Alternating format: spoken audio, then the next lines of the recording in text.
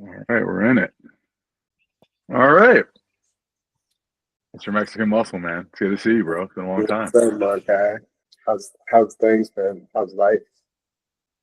Life, man. Life's a roll. Life's a fight. Yeah, yeah, for sure. Come on now. Come on, I already Yeah, know. That's what's up. It's yeah. good. I see it. I see Thanks you on for social media. overall. Yeah, I see you Yeah, on I social appreciate it. media just doing your thing. So that's what's up. It's good to see you now. Because you're in Denver. Yeah, man. I'm in Denver, but like I've been out here 10 years, but the plan was to always be, some people are bi-coastal, New York, LA. I was like, I'm gonna be bi-Midwestal, Colorado, Ohio. Yeah, So yeah, yeah. we're working on it. This is a step in the direction. That's what's up. Yeah, man. Yeah. All right. Well, I know you fairly well, but let's take it back to the origins. So you're originally from Toledo, Ohio. Tell me a little bit about what was the spark like, your hometown, your journey, and what the spark was to get you into MMA. It's like what, 15 years? 15 years? So I think Yeah. you got me beat by a couple, one or two, right? My first amateur fight was '06, first pro fight '08, but we were on the same time, Because 2010, I was 11. 09, 09 Okay. at the end of 09, so you know what I mean. Okay. But 15 years, like I said, back in 09, I was going through life. Didn't I was in school. I went to Perrysburg High School. Um, Okay. only wrestling was my life. Wrestling was it. So I was like a DNF student out of season, like a nice B low range student all the way through in Right. season. You know what I'm saying? So about a year or two after I think I was 22, it kind of hit the scene out in Toledo. My boy hit me up from wrestling and was like, "Hey, you should they're having first fight out here in Toledo. You should hit this number. I'll go check out the gym." And I was like, "Yeah, it's not really my thing." You know what I'm saying? I was slinging and banging, doing that lifestyle. So I didn't want nothing to do with wrestling or none of that. You know what I mean? So it was like he called me right back. Actually, on the phone, he called me right back. I was like, "No, you should go check it out. Like, you can make some money at this stuff." And I was like, which mean, and this is back in the day, you know what I mean? So you could make some change as an amateur. You know what I mean? And Right. it's funny to watch it kind of come back around because now you can make money as amateurs, you know what I mean? To where like you Mhm. could, and then they regulated it. So the only people that made money was probably besides ticket sales, you know, and now it's kind of like with everything how it is now, social media wise, like especially in high school and stuff. So, but yeah, man, that's when I started. I wanted to check out a little gym under Jose Martinez, and he owned 360 MMA. He's a multiple time Naga champ, and you should know Yeah. BJJ World. Yep, yep. Yeah. So Yeah. kind of got started. Long story short, I went 15-0 as an amateur. Um, Kind of like going to summer camp for 6 months and then fighting two fights, going to summer camp and then fighting two fights. So still living that lifestyle, you know what I mean? So Yeah. I was doing that and went 15-0 as an amateur. And I met Nicole, my wife now. I met her at my fourth amateur fight at the King of the Cage out in Michigan. And she was like, "Let me know when you want to get serious." I was like, "What you mean? What? I'm here. I'm 4-0. What do you mean? You know?" So, Mhm. and now I know what she meant because then I ended up going 2-4 as a pro. So I Mhm. kind of turned around and I hit her up. Was like, "Hey, what do I got to do?" So at the time I was fighting 55. She was like, "Listen, you gotta get into a real gym. You gotta drop to 45, and you gotta move." I said I could do drop to 45. Like I get into a real gym, you're right, but like, why I gotta move? And I'm like, Mhm. you know what I mean? I got kids here. So she's like, because you're always going to be a product of that environment. So, Mhm. you know, that it's sad on me. I ended up shortly after that making the move out here. Me and her had a thing anyway. So it was a kind of like a all inclusive package, you know? I love that. Uh, And shout so, out to Nicole. Not shout out to Nicole. She's a veteran in this game who's helping support a lot of people. And oh yeah. this sport with her in Northeast Ohio wouldn't be what it is without her. So I appreciate Oh, you no mentioning way. No, yeah, for sure. So it was just that was how it really got started. And then I moved out here, trained at Victory for like our first year and a half, and you know the story of that. Fought Terry.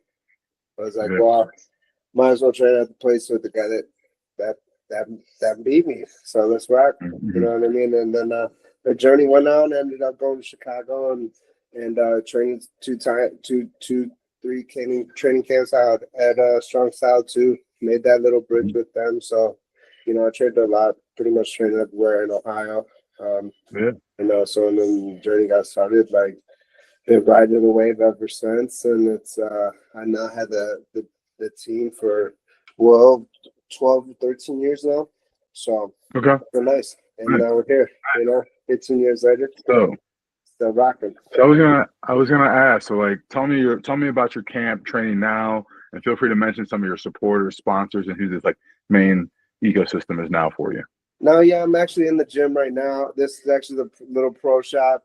I got the fighter house upstairs and then the gym downstairs. When the whole COVID hit, it kind of gave me a different outlook on what things could be. I was at the point to where I was already at the UFC Fight Pass level, so I got shit ton of fights in the COVID. I fought once and then fought 3 times, so it was not that big of a deal. But for a minute there, when it was all shut down, it was like, oh, well, if we do get this back, it just put a spin on things, man. So I scaled back. I went back to the farm, went not commercial, and I was really just because my son's asthmatic, so he's got a high immune system. So we got to watch that. So during that time period, I was training by myself, riding the bike to the farm, training 4 days a week, still just by myself, and doing what I had to do. So, that put a big spin on things, and that's why I scaled back and did, rather than the gym, I did a team. I got a house for guys that they can come and crash at. When you're looking at, I'm looking at it like, I got my run, and then what do I want after it? Well, I mean, I'm not really looking to run a huge gym, but like, I don't want to be a fat facing Mexican and not do anything, and maybe just sit in the corner and teach people how to fight. You know what I mean? So that seems like a good life. That's in the now it's in the almost the vision lightweight. You see it. Yeah, you can see it. It's on the horizon. Yeah, and I was never there before. You know what I mean? So, like, real talk, this has always been good. This, that wasn't matured yet. Took me a long time to mature, and it's cool to be now where I'm at now, and have this and that. Training's been different. Life's been different. Like I said, I just got what I need, and it's good. It's putting dubs on the board. We're right where we need to be, and that's beautiful. It's good. It's good. Yeah, man. It's happy to hear the I'll say the peace in your voice and the focus. You know what I mean? And the I think the awareness of the journey. Yeah, it's cool. It's cool. It is. Yeah, man. So that's our. What you said earlier. That's beautiful. So as you mentioned, it's funny. I was looking back at records. I started my pro career 1 and 2.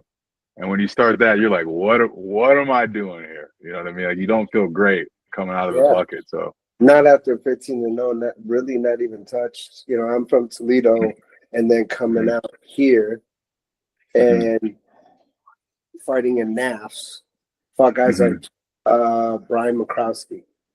All right, yeah, you already know that was a war. You know what I mean? I had no idea what I was doing back then. I was doing jiu-jitsu 4 or 5 days a week at USA Martial Arts, and that's where I moved to after my first. You know what I mean? That was my second gym. That's where my foundation got under them in the Gracie system. So I got a lot of my jiu-jitsu there for the meat of my career when I was out there. So I was coming out here not knowing what it was. So it's been full circle. So with that, obviously we as we discussed, we've been at this a while, and so the goals, and I don't think your motivation changed, but I think the goals and the vision sometimes change. So like, talk a little about now, but in the game 15 plus years, on a 2-fight win streak, like you said, things are good. You're in your groove. What are some of the goals and aspirations that you have now at this point in your career? It's one of those things where it's like I've only had the one goal. When I first started fighting, it was to because I was living a shitty life. And I'm there 24/7 with my kids as my two daughters growing up, and I'm like, this isn't like a good role model, let alone even if I'm here, well, I'm not here, you know. So it's Mhm. like when I found MMA, I felt like that was a way out. I Mhm. didn't just like run and take off. No, I called my mom, my dad, my brother at the time, and my grandpa, who's like my number one supporter. And I called him. I said, "Hey, look at this," and I showed him my first fight. And Yeah. I didn't say shit. I didn't tell nobody, but I sold 300 tickets. You know what I'm saying? They had no idea. Like Yeah. it happened on 2 weeks. You know, that's how I fell into it. But you know, it just organically happened. And Mhm. you know, it's kind of like when I started it, I was like, my brother's like, yo, look at this. Come here, let me show you something. And it was like the Ultimate Fighter, Nate Diaz, Tony Ferguson. Mhm. That's about the time when I started it. Like, Yeah. I don't know, maybe, you know, but when Yeah. I got into it, it was always the UFC. There's been no other goal. And now as the circle has changed, like and it's come full circle, I can happily say here satisfied and say it's still the only goal. It's still Mhm. the only goal. Things are just different now because obviously you have a shelf life, you have a window, and I'm gonna be honest. Uh, Without Nicole, I ain't getting that. I got a lot of windows. My window hasn't closed because of her. Uh, Mhm. I went from moving out here, training full time, going out to Chicago 10 months, and being on a 5-5 win streak, like right there in the UFC eyes, to getting the team going on a 9-fight skid. Not know Yeah. where life was, you know what I'm saying? Then COVID hits, all that, and you know what I mean? It's like one of those things where do you really know what's going on? What are the goals? You know, I'm starting to lose people I call them family members, but fans or whatever, you know, and Mhm. because they are friends and they're family, and but it's just like you started to lose that, and you start to like they wonder like, well, how many more you know times is are you going to make it? What's up? And I think it just came from already making it. The minute I wasn't the same guy that I was before. Father, um, like I'm not perfect, but I handle my shit. Like I have a wife, relationship, a family, all that. When all that is entailed, you have a different picture. And Mhm. I got comfortable. Like at that point in my career, I was fighting on UFC Fight Pass. Like I I never say no. 5 days notice, Nick Newell. Like Mhm. we can go on with the list today. You know what I'm saying? Mhm. That time period, I wasn't fighting to get into the UFC. I kind of had already made it Yeah. mentally. My Yeah. family's good. Everybody's good. I'm not the same person. You can't Google me and find that shot. You know what that shot is I'm talking about. Well, you can't find that no more Mhm. as I changed it, and it took some time. Like I said, but maturity. This can only be so good. Like the present, so much. This is the main piece. So without that, Yeah. you know, you can only go so far. And I feel like I just hit a point in my career where I was like, at that, I had already made it. I was comfortable. Like I'm able to enjoy my life here, have my family back home, have two fan base. Like I guess if I really could put my mind together and I can make money off of my name. But still on paper, there's still only one goal, Mhm. you know? So it's just been that. So it hasn't changed at all. It's just one of those things to where that's still the main goal. That's Mhm. the only goal. Um, 37, like I said, that shelf life. Uh, my shelf life is great because my car Mhm. is all good. Yeah. I'm just driving a Hummer now. I'm I just love it. driving a Love Hummer. it. You know what I'm saying? I went from a Chevy to a nice Benz when I first got out here, and now no, I need the tank to roll through these guys because it ain't getting no younger, and these guys are only getting younger. They're Right. starting in MMA. So now it's a different breed of guys. You know, you don't have one forte, you just have well-rounded fighters now coming up. Mhm. I used to be on the I'm only fighting guys with 10 and up. Why? Because that's what the UFC wanted. They wanted numbers. You know what I'm saying? You know as well as I do. You weren't even getting looked at. Even coming from NAS, unless you had a 9-1, 10-1, you know, or even a couple losses, they were still taking you, but like you needed double digits. Mhm. And the game has changed. It's the complete opposite now.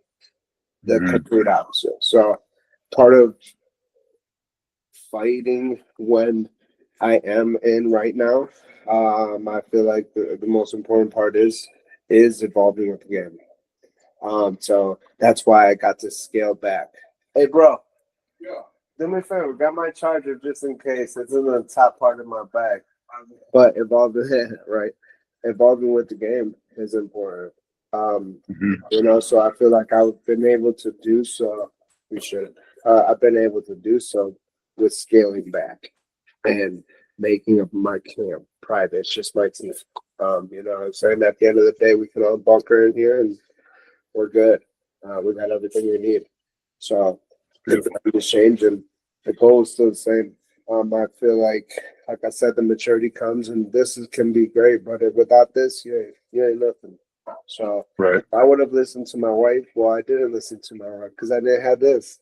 Okay, Yeah. if I would have listened to my wife, I wouldn't, taken some of those fights and took, in the beginning.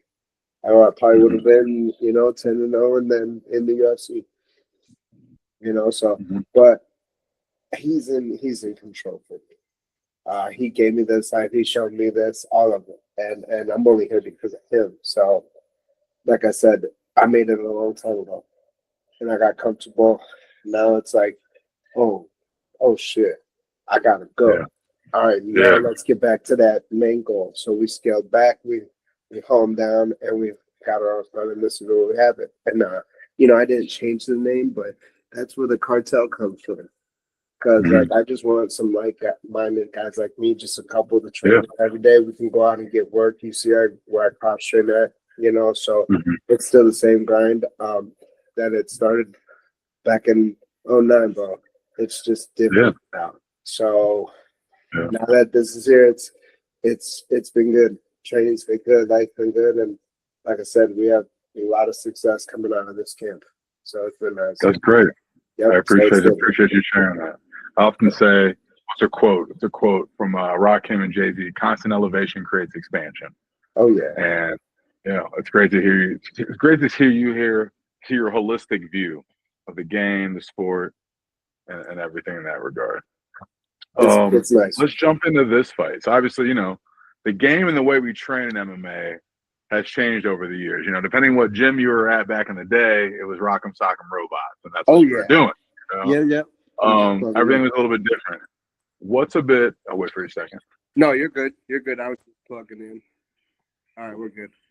Go ahead. So like I said, back in the day, Rock'em Sock'em Robots, you'd leave your career in the gym sometimes.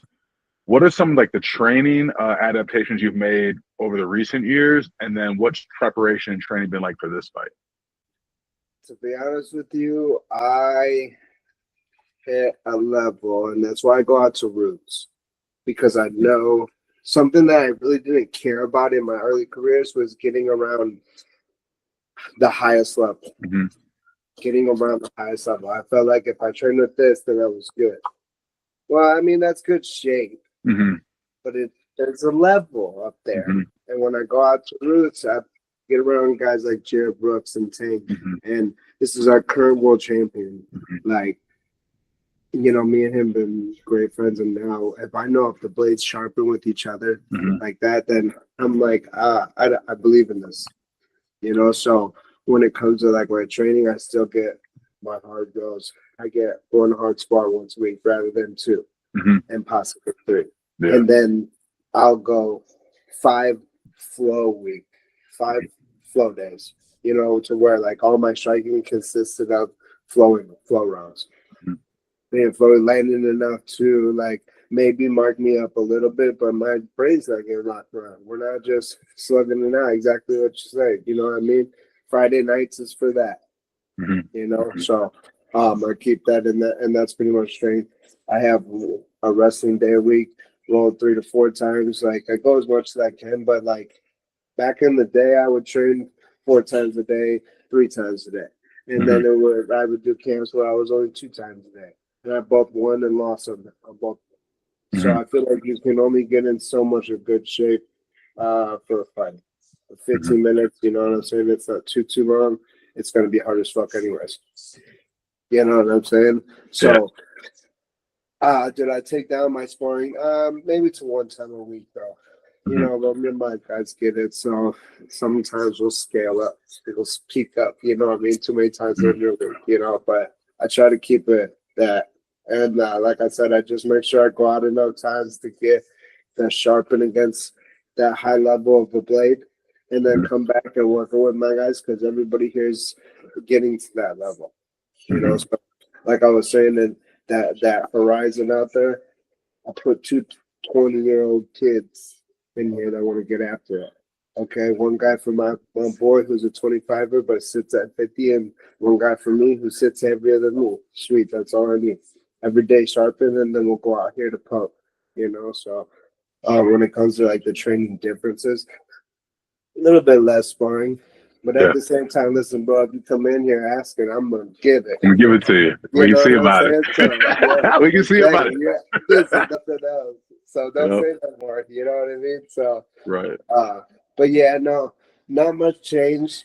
I go solid 2 times a day, and usually 3 days, 3 times a week. Cool. So still training. Like I've been fortunate enough to have been injury free. It's been nice. Like I said, I think that comes to do with the training. Like I said, we scaled back and we're here now, so I have the ice back there, recovery, all that shit. So, and you know, you see the sponsors. Yeah. You know what I mean? When I get in town, I have to pull up on you. I'm an ice bath guy these days. Oh yeah, I have to pull up on you. I'll be in town the 15th for the week of the fight, so I'll definitely reach out. Come on. Yeah. So let's talk about this fight. So you and Dusty have had some chatter. There's been some things said back and forth. I believe you used to train together. Tell me a little bit how this fight came through, and I guess maybe speak on the relationship in the fight. See, that's the thing. I've been asked this a couple times. To be honest with you, like yes, I know Dusty. He trained under my boy, who was my coach at the time, Chito, Derek. It's like, hey, and Chito was kind of like would let me pick from guys that he had anytime. I was like, hey, what's up with him? Like, it's my weight, like, you know what I'm saying? Had him out to train, came to train one day. He said, bro, I love come back. Like, all right, cool. You know, just let me know when. Like 2 days later, he wanted to train again. So, you know, it is what it is. After that, never really seen him. Like, really didn't talk to him in like, I don't know, 2 years or so. You know, and he's in my weight class. I don't train with Chito no more. Like I'm not afraid to put anything out there. I'll talk about it if y'all want to talk about it. But I mean, it's not a hey, look, I'm gonna just bash my old coach. You know what I'm saying? Me and him, I left him and we split ways. Mutually. You know what I'm saying? But there was a reason why I left him. No, we haven't spoke on that to even each other yet. So student maestro. I don't know whose job it is to come talk. I've mentioned it before, you know what I'm saying? I was in the real age to where you had the respect. So that's what it was. But we'll put it like this: like I'm at the highest level on the UFC Fight Pass, fighting for a world title, and my brother, who's really my cousin, first cousin, but really my brother who I grew up with. He took his own life. He shot himself. Actually, he was from Salt Lake City. He moved out to Salt Lake City. And this is the guy who was there for every one of my fights that he could. Like, yeah, he flew in every time for me to lose. Like, but like every time he didn't come, I won. So it was good. You know, he's the one who said, "Don't ever stop." My Thea, his mom, she owns an Olympic, not an Olympic, but a gymnastics gym in Atlanta, where he's from. He did gymnastics, so they know the grind of an athlete life. So she knows what it's done for me. that happened 2 weeks before that fight, so I was really putting my gloves down and putting them to rest, like putting him and that in his name. I would hope that I had the guys in charge of my career that would pick up those notes from me and say, don't make a decision like this on this. No, right now. That's why we had those guys. And it wasn't. So I right before I went out, I don't know what some click. The wires touched. I was like, hold on a second. I went and grabbed my gloves and then went back. Because I wasn't ready. It's just an emotional part. So that day I put it to rest. And thank God I did, because then the COVID hit, and after that, that was kind of in the COVID, but we got back to full go, and I was able to now put out the best fights in my career. Only losing one close controversial. I got kneed, and that's 6 times in one fight. But yeah. You know what I mean? It was a split, so I would have definitely took a full decision in that case. But good guy. Otherwise, the only loss I got is to Chris Material, for the Dana White show. But I put out my best material and wins on the board since that. So it was the right decision, and I just felt a certain type of way. So, that's what happened. But I mean, that's not bashing him. That's just it is what it is. That's why I left. So, and he still trains under him and has since then. And it is what it is. This is the fight game, bro. Yeah. Like I said, I've always been kind of picky on who I fight, meaning I don't let my wife give me some undercard stuff. Come on, man. We're trying to get the best one out all the time since day one. But I promised I would just not do that anymore, and she could do her job. Right. Said we don't need no more names. We need numbers. Yeah. You're riding good right here. This guy's in your weight class. See about it. All right, cool. You guys, you don't like him, right? I mean, I don't care for the guy.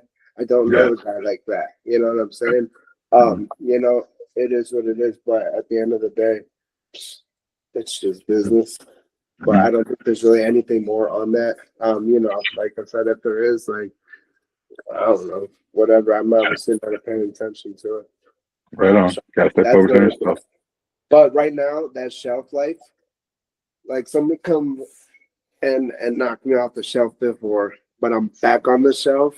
So I'm gonna stay right there. I don't care. You know what I mean? So we're putting out those. That's who's in front of me right now. So that's awesome. You got to get it. Let's go. I appreciate the energy. Yep. So with that, like you said, there's still the goal is the goal, and you've got a story. You're likable. You're marketable. There's all that.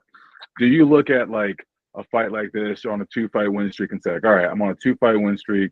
I take care of Dusty. I need this much more to happen, and I think I get back to the UFC. You're like, what does that sound like? Definitely. So off of the Dana White show, there's a little story, man. If you want to, you know what I mean? After the fight, I see Matt Serra, and I got to talk to Dean Thomas, right after, you know what I'm saying? They took us to the back, whatever. Dana wasn't around, so I was like, damn, I'm not going to get no FaceTime. I can't even get a little bit. You know what I'm saying? If this is my peak, bro, let me get a peek then, right? Yeah.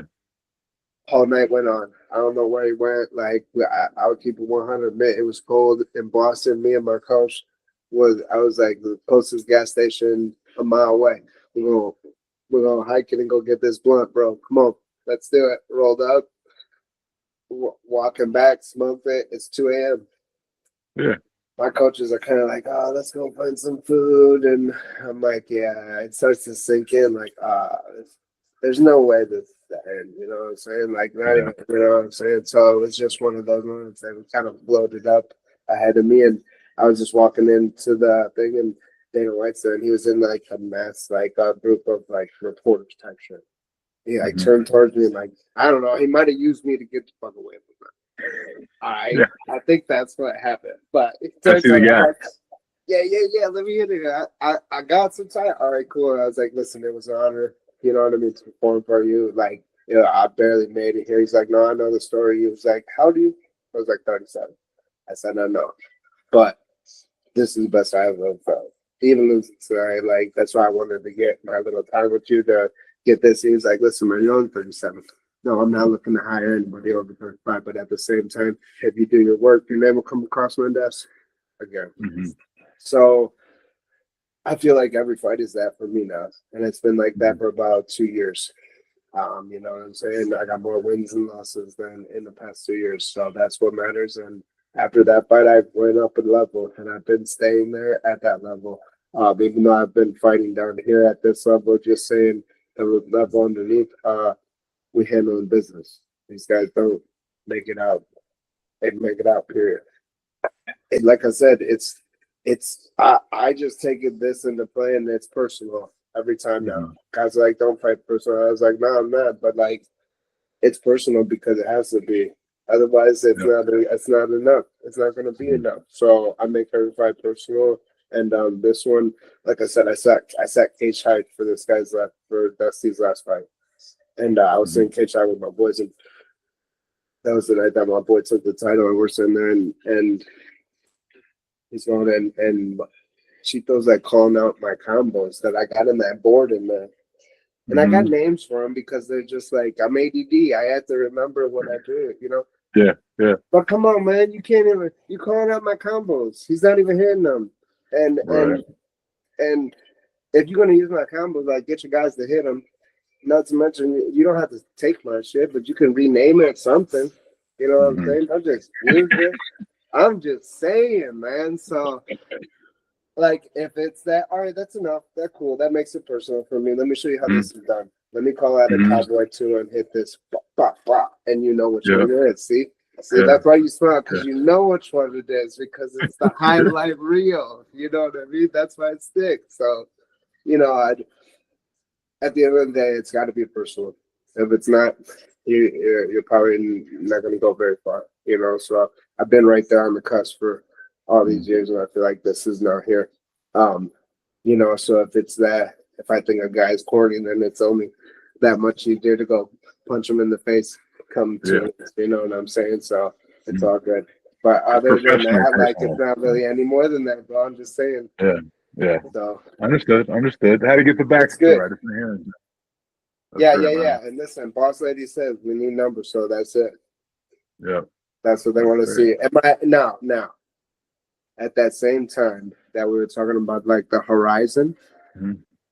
I am now at the point where I'm not gonna play with my fights. Meaning I'm giving MMA the full run because that's what I started in. Mhm. I love it. I love wrestling. I love grinding. I love ground and pound, clinch work, all that. Um, but like I can go hang up the gloves right now and walk into BKB for like 75 bucks. Mhm. Just saying. Or Right, boxing on right. a Don King card. You know what I'm saying? I'm giving MMA the respect that I wanted to say, hey, at least we went the highest Mhm. and fought for him. All right, that's cool. Let's go make money now. Mhm. Because I'm 100% down and willing to do the BKB.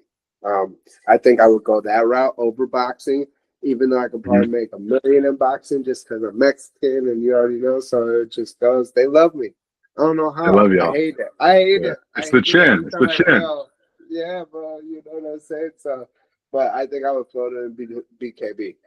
But before that, I'm ranked number one, so that matters now. And to be Yeah. honest with you, I think they got me number two. That'll change on Wednesday because I don't know how that guy got in front of me anyway. He didn't. He's coming off a loss. It's Badco. Don't get me wrong, he's good. He's solid. He's up and Mhm. coming.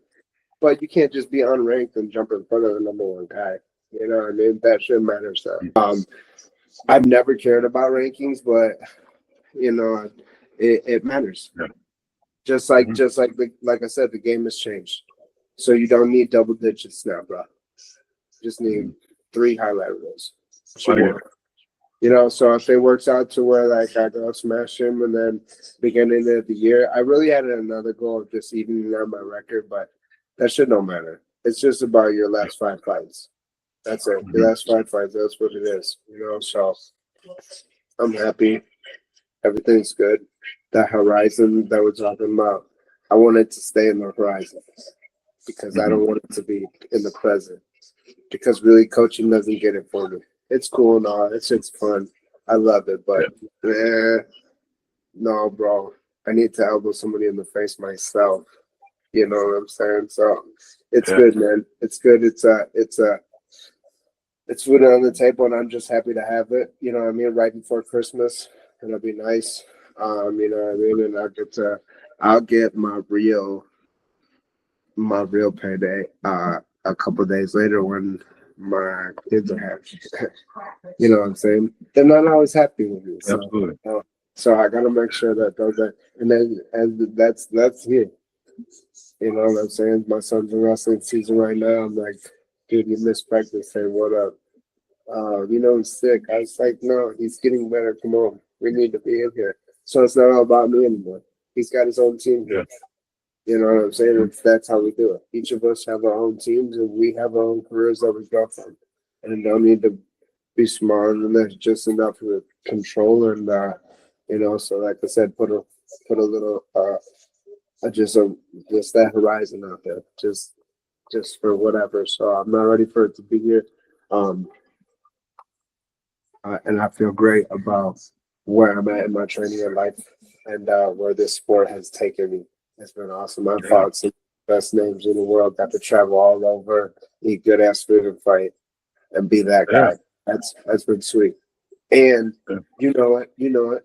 Everybody wanted me to call, and I just slid in, and like it was like I just come on, man. Yeah, you know what I'm saying? That's part of it. That's part of it. You can't leave that out. Bro. Just saying, listen, you know, I know there was tons of motherfuckers that was mad.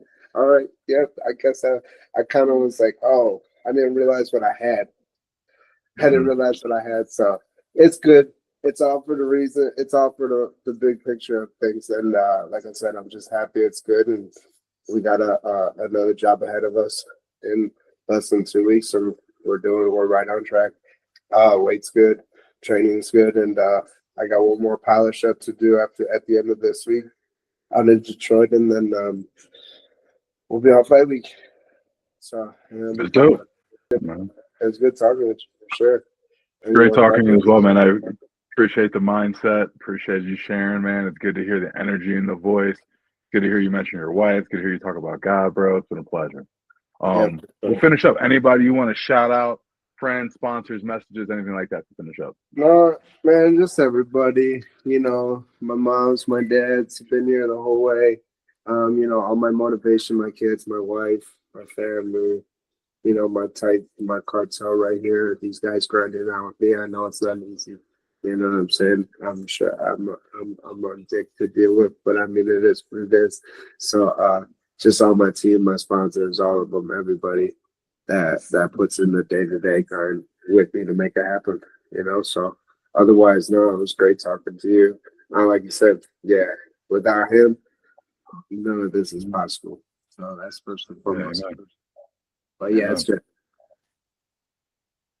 Appreciate it, man. It's been great chatting.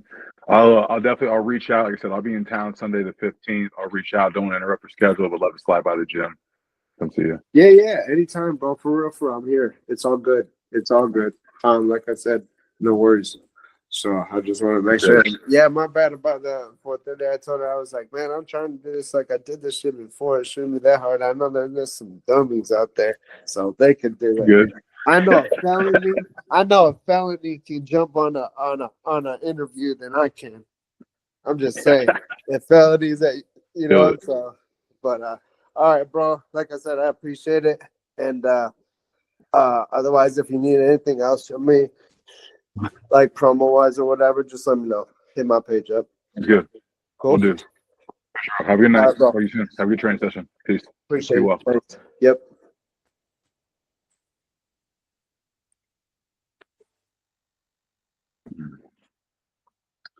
So we just finished up chatting with Tony. Tony's a great human, man. It was really good to hear him speak about where he's at in life, to hear about his mindset, to hear really great to just talk about his journey overall and the fact that like he still has his dreams, goals, and aspirations at the forefront of his mind. But he's also like he's enjoying the process and enjoying the journey.